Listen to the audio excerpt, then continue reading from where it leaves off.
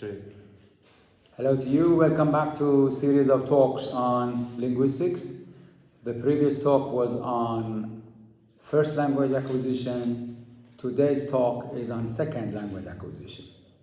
Today you will learn about the topics, acquisition and learning, age factor, affective factors, cognitive factors, teaching methods, task-based communicative competence.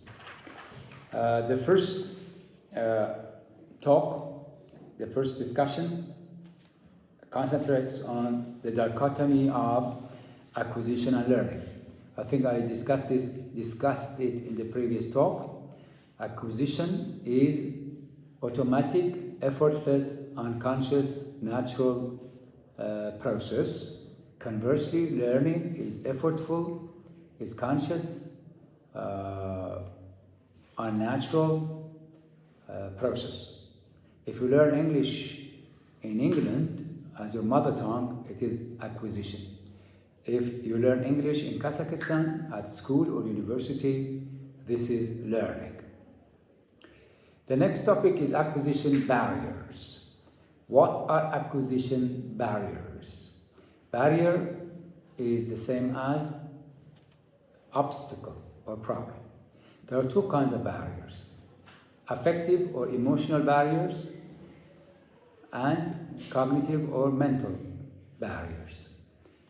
Number one, affective barriers, emotional barriers include problems like shyness, anxiety, stress, lack of motivation, lack of interest, high anxiety, anything that is related to your emotions, negative emotions, which hinder the learning process. Cognitive or mental barriers, mental problems include low intelligence, low aptitude, no critical thinking, little problem solving potential, any cognitive problem that is related to your mind. Next is the age factor. Age factor is also a significant parameter in the process of learning. So as I said in the previous meeting, the previous discussion, critical period is the best time, most appropriate time for children to learn a foreign language because of the potential, the plasticity and flexibility of the vocal cords and the mental capacity. So a child who is 7 or 8, for instance, has got massive potential to learn a second language or any language. After the age of puberty or after, for instance, the age of 15, especially people who learn a language, a second language, they have a problem with pronunciation. This is called the Joseph Conrad case. Joseph Conrad is a very, very important writer whose mother tongue was not English. I reckon he was Polish. And his writing ability is fabulous, but unfortunately he still did have a foreign accent, so his pronunciation was not acceptable. So by age factor we illustrate the fact that after critical period, it's pretty quite unlikely to gain a native language pronunciation. That is a problem. But writing is all right. So that's the reason why the people who learn any second language after the age of puberty may develop a foreign accent. The next topic, that is again affective factors. Question, what are the questions? Can you switch it up please or something? Affective factors include any kind of emotional factors. So they are typically related to stress, feelings of being uncomfortable, self-conscious, unmotivated, shy.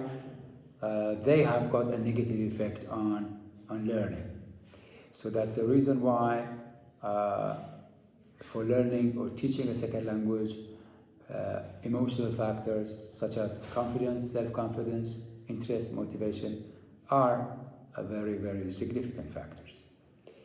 So the next discussion is on teaching methods, how to teach second language most effectively. There are the main methodologies for teaching a second language include the grammar translation method, the audiolingual method, the communicative approaches, and as the name suggests, grammar translation is an old traditional way of teaching any language. In our high schools, mostly this method is employed. The focus is on grammar, grammatical point, grammatical accuracy, also prescriptive grammar, rather than descriptive grammar. So the teacher employs prescriptive grammar, teaches prescriptive rules and regulations of correct English, for instance. Also, translation is important, translation from the first language to the second language. Also, vocabulary lists are provided, list of equivalents. So this is a sort of old approach to teaching any second language. GT or grammar translation method, through which students' writing is developed, but unfortunately little development can be noticed in their speaking and listening ability. So what is the problem with the grammar translation method? The answer is listening and speaking abilities and competencies are ignored, and there is an overemphasis on grammar, overemphasis on words, overemphasis on translation. The other teaching method that was basically disseminated and embarked on in reaction to the problems of the grammar translation method is entitled the audiolingual method. Audio is related to listening, lingual is related to speaking. And this method that has got its psychological roots in behavioral psychology and not cognitive psychology, the emphasis is on habit formation and practices and drills and repetitions. So what are the key words of audiolingual method?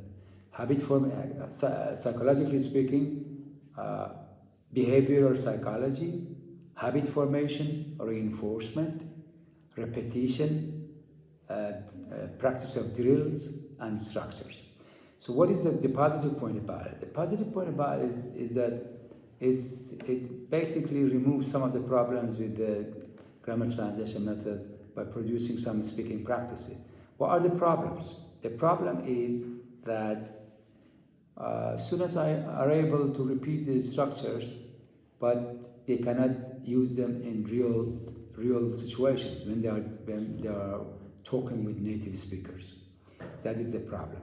So they memorize some sentences, but in real interaction they are hopeless and they cannot use them. So the problem with audiolingual method is the fact that it is not communicative and it is not cannot be practically employed in real situation, talking with the native speakers, for instance. Then we have communicative approaches. The communicative approaches emphasize the concept of function. There are two aspects of any language learning process. Number one, form or structure or grammar. Number two, function or language use. in real situations. The emphasis on the second one in communicative approaches. In communicative approaches to teaching a second language, functions of language are emphasized. How you can use the language for practical purposes. For instance, some topics, asking for information, shopping, going to the movies, buying a car, registration or matriculation at the university, asking for shopping online. So all of these are practical, communicative way of teaching a language, so that you are able, as a student, you are able to use it and for practical purposes of shopping, asking for information, and different other functions. So the key word is function or application of language in real situation, in communicative approaches to teaching a language. The next topic is the focus on the learners. And nowadays, based on the psychological analysis or psychological school of humanistic psychology, the focus is on the learner rather than the teacher. So the learners are the center of attention. So we call it a learner-centered or learner-fronted language teaching. Previously, the focus was on the teacher, and nowadays the focus is on the students' desires, wants, interests, emotions, feelings, aspirations, and ambitions, and specifications, and individual differences. So focus on the learner in language teaching means that we need to be aware of students' diversity, students' diverse background, educational background, racial background, ethnic background. All of these must be religious background. They all must be taken into consideration while we are teaching them. The next question is, what is transfer in second language acquisition? There are two kinds of transfer. One is positive transfer, the other is negative transfer.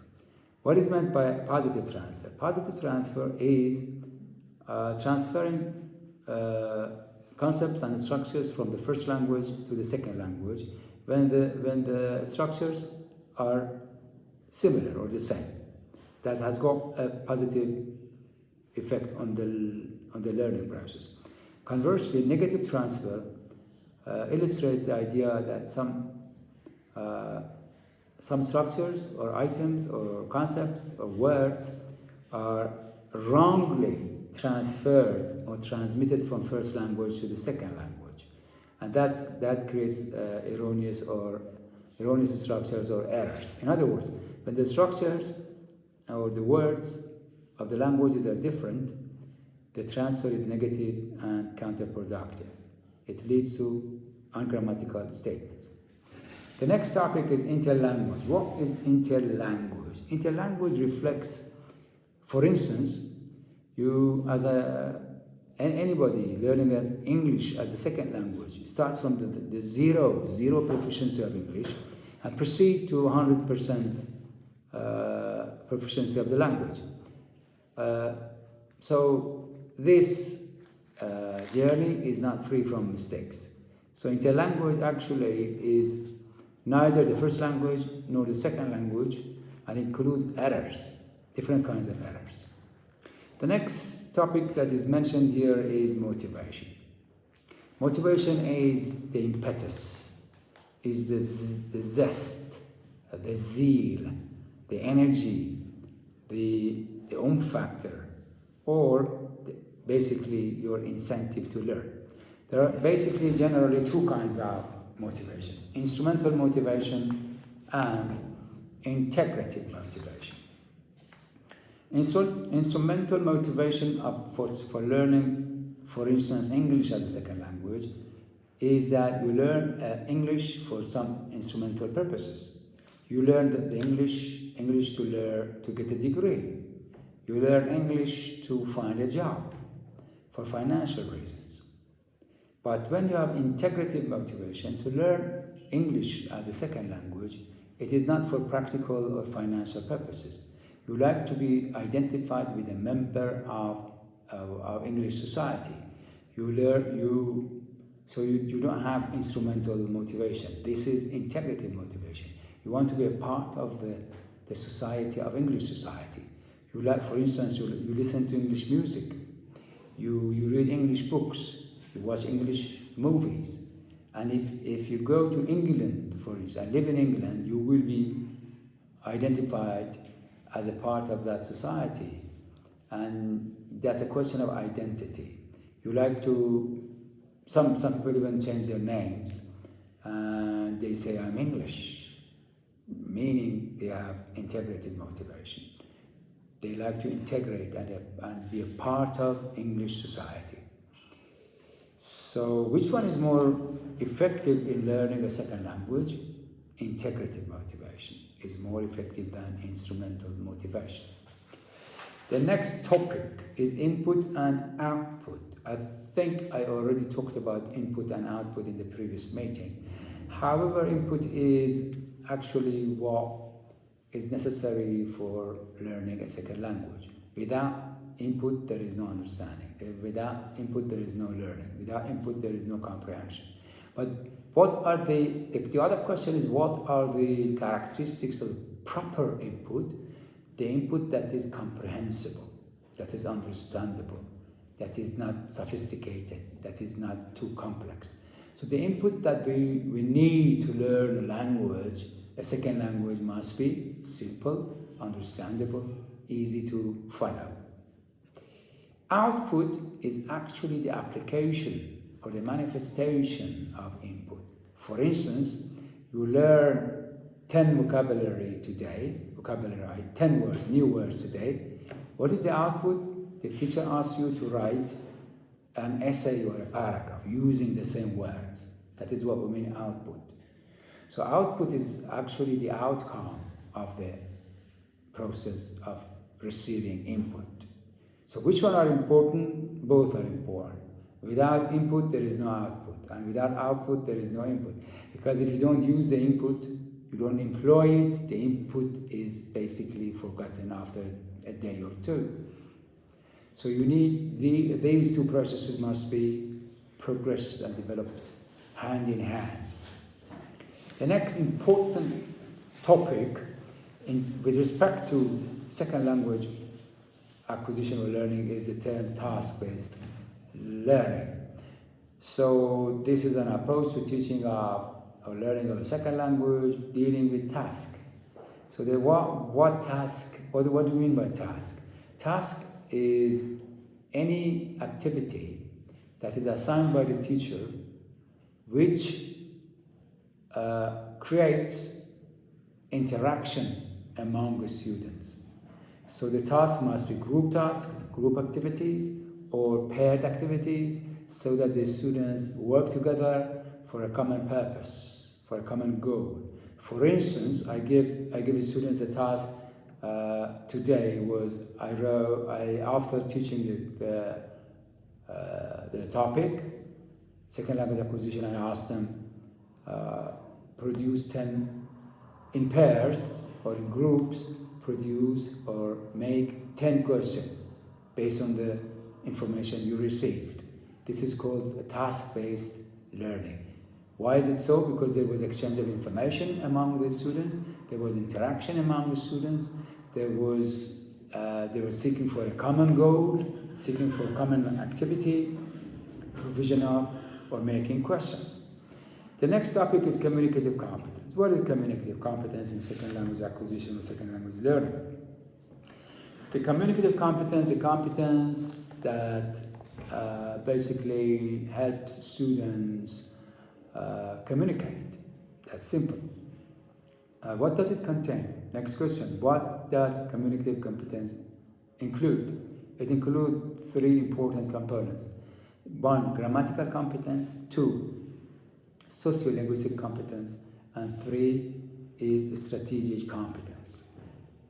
So, as you know, grammatical competence deals with grammatical structures, grammatical statements, how to produce grammatically correct statements or sentences. Sociolinguistic competence is the competence of the speakers or learners with respect to pragmatics, cultural information, and contextual information, lifestyle. So what it enables, this sociolinguistic competence enables the students to interact and communicate with the native speakers, for instance.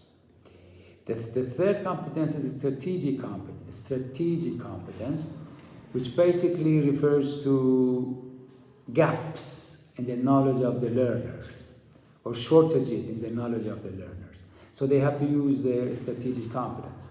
For instance, as a second language learner, you do not know the term hat, for instance. Then you use your strategic competence. You say that it's something that you put on your head. That is a strategic competence.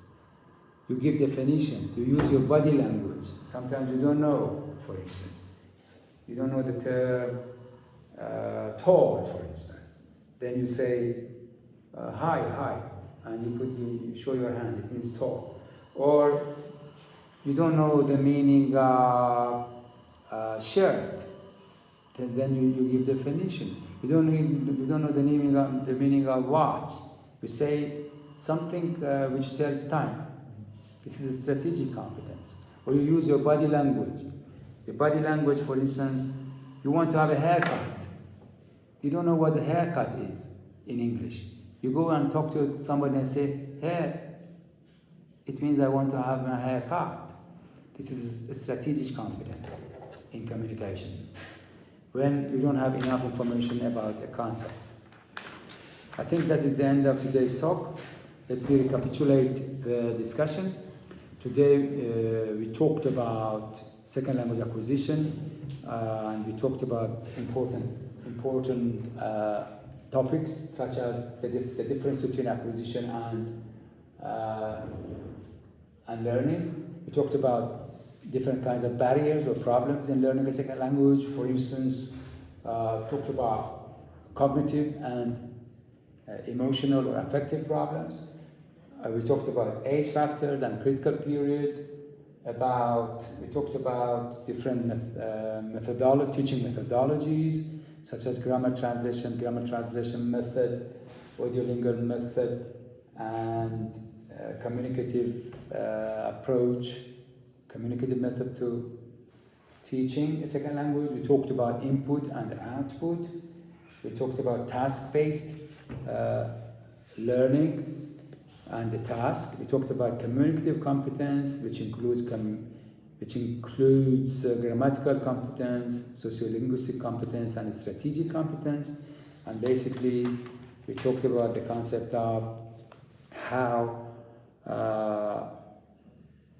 language transfer actually happens, the importance of affective factors or emotional factors in learning, the importance of age, that after a critical period or after the age of 3 to 15, let's say 15, it's difficult to learn to have fluency or native language pronunciation.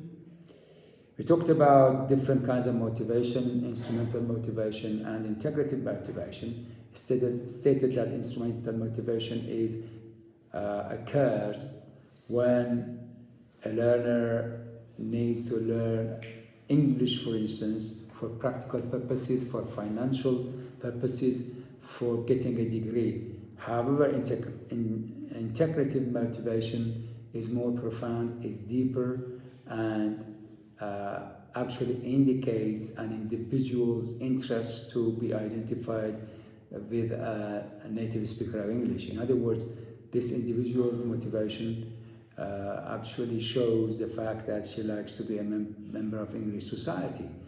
She likes to be identified as English. She likes English movies, she likes English books, English lifestyle, English food, everything.